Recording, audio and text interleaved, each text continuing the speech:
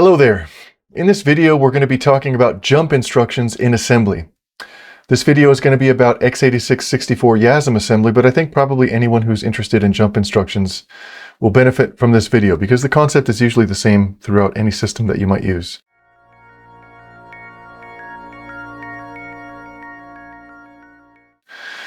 So for starters, I want to direct your attention to a textbook that I think is wonderful. This is an open source free textbook that will help you become an expert in assembly. It's not mine, I didn't write it. The author is Professor Ed Jorgensen, PhD. He releases this textbook for free. It's under a copyleft license, so you can literally just go to his website and download it and send it to your friends and everything, and it's wonderful. This book will take you from zero to hero when it comes to Yasm assembly. It's wonderful and amazing. So this is the book. And I just want to show you the section on jump instructions real fast. And then I'll talk about them a little bit. And then I'll show you a sample program that uses jump instructions. So this version of the book that I'm working with right now is May 2024, version 1.1.56. I'm going to go down to, let's see, section 7, instruction set overview. Inside of there's another subsection called, where the heck is it? Control instructions, 7.7. Within that, there's another subsection called 7.7.2. That's why I love this. One of the many reasons that I love this book. It has so many subsections. There's just so many yummy subsections to organize everything in a way that you can find it all so fast. Okay, so we're looking at unconditional control instructions. In other words, a jump instruction. If you're an old school programmer, especially if you use some sort of like a basic language or a language with go-tos, you might recognize jumps as just being a go-to, meaning we're not actually going to call a function and then return from it, which is what the modern programs tend to do. We're just going to say, let's write a jump instruction, and we will literally just change execution to jump to some other location, just kind of go there forever. Maybe we come back, but if we do, it's going to be because there was a different jump instruction that told us to jump back. So we're not calling and returning, we're just going somewhere, and that's it. Obviously, it's a little bit more convenient to be able to call functions, but that's sort of like an abstraction that has to be implemented after we understand how to jump. So anyway, the jump instruction is pretty simple. You just put JMP, in Yasm anyway, and then follow it with a label. So, just as a quick little recap here, what's a label? Imagine we have an assembly program here, and maybe here's our text section, and we put some instructions. Maybe there's like an entry point. Right here, I'll say global entry point. And literally just taking the word entry point and putting a colon after it now makes that a label. So if there are any instructions underneath, I'm going to put a bunch of nopes. Then if someone somewhere else in the program decides to say jump entry point, they should be able to go right here to instruction 8 and then start executing downward. I guess maybe I didn't need to put the global keyword. Global just means let's make this label available to other modules within the same program. So if you have a multi-source program or a hybrid program with multiple different languages, then you should do this. But if it's just a pure assembly program, and there's only one source code file, you don't need to mark a label as global. You could just make a label. Just as a quick example here, entry point, I'll just put hello as a label. And I'll say like do exit stuffs. So imagine on line 16, you add some instructions just to kind of exit. If I wanted to skip all these nope instructions for some reason, I could just do this. I could say jump hello. And what would happen is execution, I can use my pen. Execution would just sort of, it'd come into the text section, it would go down through the label, and it would execute this first jump instruction, and then execution would jump over the nopes into the hello label. And then, if there was other stuff here, then it would get executed. So by jumping over the nopes, I'm essentially saying that the nopes should not actually end up being executed. They'll be there in the program, but they won't actually execute. So that's the basics of a jump instruction. Okay, so what else do I need to tell you real fast? One thing that's really good about jump instructions is they have unlimited jump range. So you can jump from a place at the very, very beginning of your assembly program and jump to a place that is at the very, very, very end of your assembly program. There's not going to be a limitation on how far you can jump. I mean, in theory, there's a limit, but practically speaking, there's not a limit. Why would you care that there's not a limit? Well, because in a future video that I'm going to release, we're going to talk about conditional branching, which is sort of a jump that only jumps if a certain condition is true, and those have limited ranges where they can jump. So there's going to be a bunch of different instructions, but one of the conditional branching instructions is JNE, and another one is JGE, and there's another one that's JE. Basically, jump if something is equal, jump if something is not equal, whatever. Those types of instructions can only jump about 128 bytes away. So after your assembler, assembles and compiles down to object code, and then after your linker links your final executable, wherever it is that the instructions happen to end up inside of your program, the conditional jumps, the conditional branching instructions, they can't jump more than 128 bytes away to some other instruction.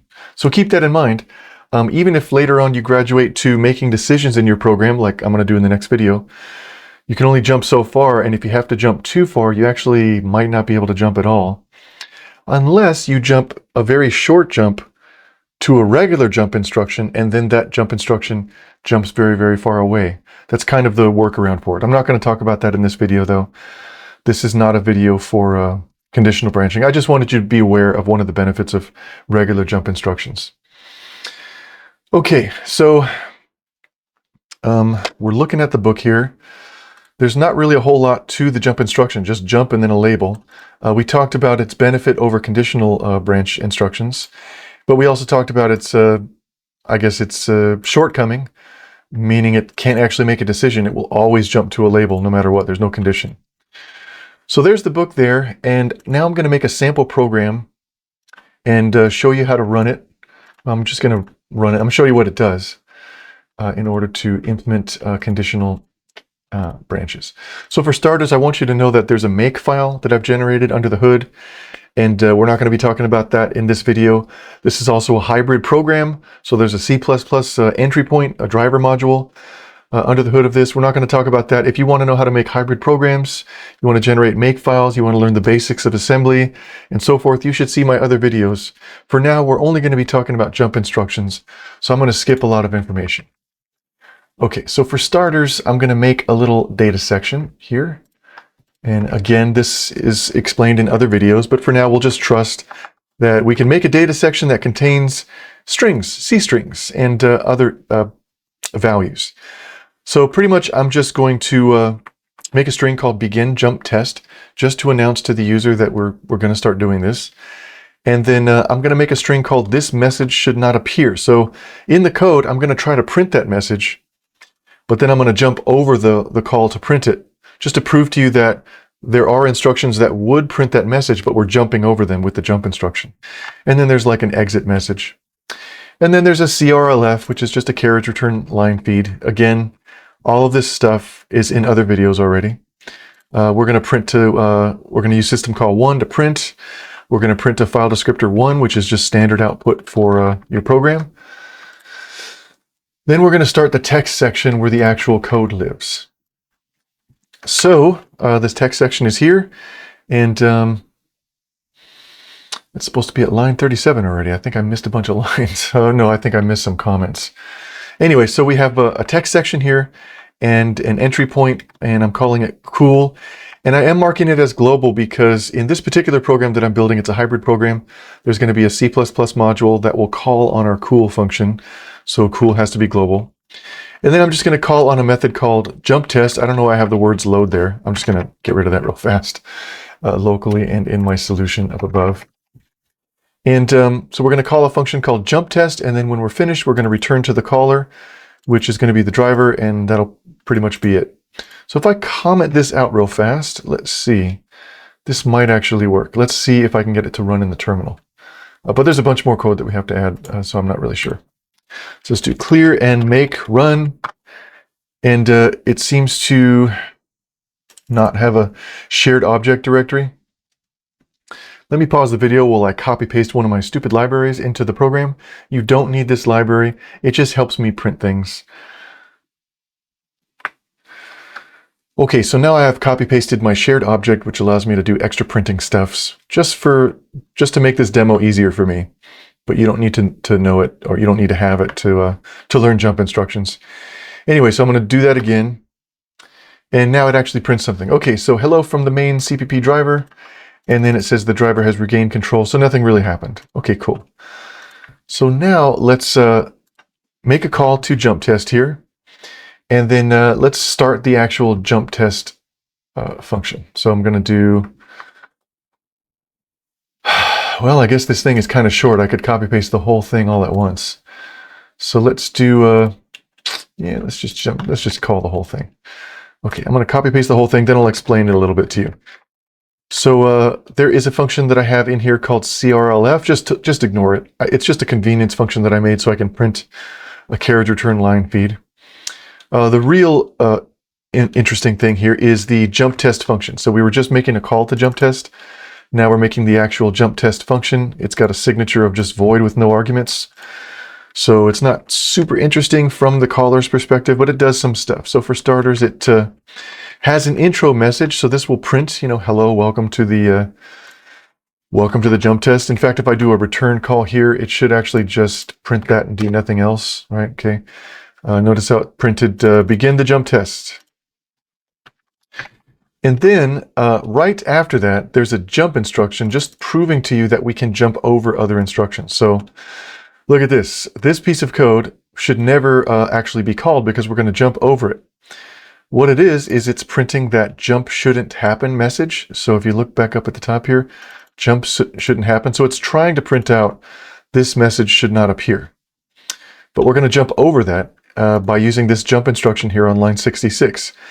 Again, note that the jump instruction is just JMP followed by a label. The label specified has to be where you want to jump. It's never going to return from that place unless you specifically jump back somehow later on. Like I guess if we wanted to, we could put a label on line 67, call it the return point, and then jump back from it after the jump point. In fact, maybe that would be kind of interesting to do at the end of this video. But otherwise, we're going to, you know, just, let's see. We're going to end up jumping over. So let me reduce the font size just for a second here.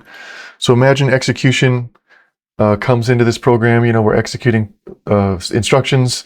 We're calling CRLF. We're just executing. As soon as we hit this jump instruction, then execution jumps over into the label that I specified. So this whole code section here just never even gets called. So that's why we will not see that message. And then at the very end, all I'm doing is I'm just properly, I'm printing the exit message. So I'm just printing another string saying the exit or the jump test is done. And then when I return to the caller, execution goes all the way back up to just, right here, right after call jump test was executed. And then the cool function will return to the caller. And that's just a C++ main function that does nothing. So at this point, we should see the whole entire point of the program. And then I'll start tweaking it so you can kind of see the difference with the jump instruction there and not there. So let's run one more time and notice how it says begin the jump test and then end jump test. And then it goes back to the driver that has regained control. It never says this message should not be printed. So this whole section was just skipped. Let's comment out line 66 so that we don't actually jump over that code. And then now you'll see that that message does get printed. So notice how it says this message should not appear. Okay, so if I uncomment it again and then run the program one more time, now that message does not appear. Pretty cool. Now let's do that double jumping thing just to show you. I mean, this is not something that you actually want to do. You probably want to write functions and function calls, but if you wanted to, you could do something like this. Here's the exiting, and maybe right after this, let's make another label. Let's do, oh gosh, what am I going to do? Because if I jump after the exiting label and I jump back up to some label up here, it's just going to be an infinite loop. So maybe, I don't know, let's make if I make another label down at the bottom, you'll kind of think it's a function just without a return statement. So let's actually jump within the same function. Let's do, Let's do a label that starts right after we jump over the never area. So I'm going to say jump test, and I'm going to write never. So now we have a label that tells us where the never printed message actually starts. So if we jump over it to the exiting, then we're good. But then if I, up here, if I say jump instruction that subverts the skipping of the never message, so I'm just leaving a comment, not code. I could then say, let's jump to jump test never.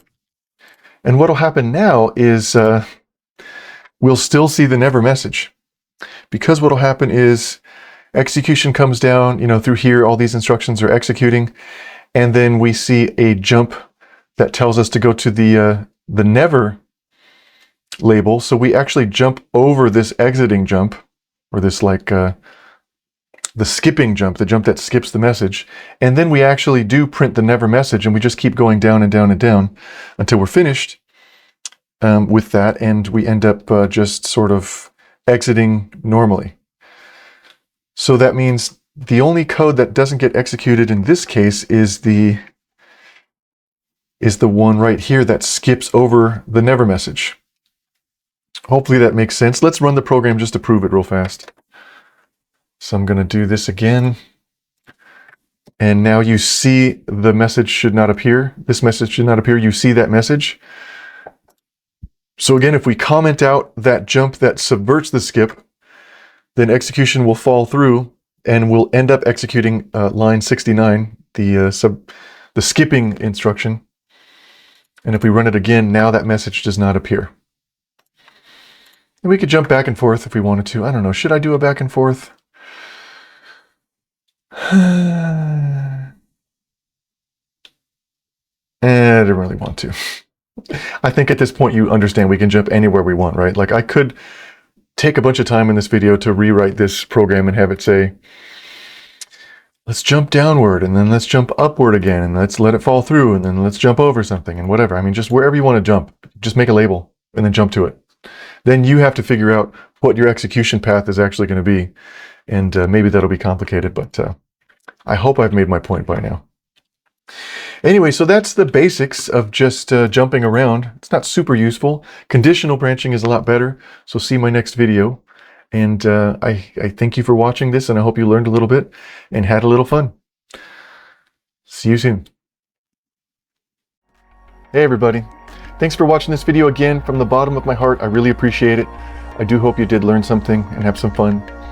If you could do me a small little favor, could you please subscribe and follow this channel or these videos or whatever it is you do on the current social media website that you're looking at right now.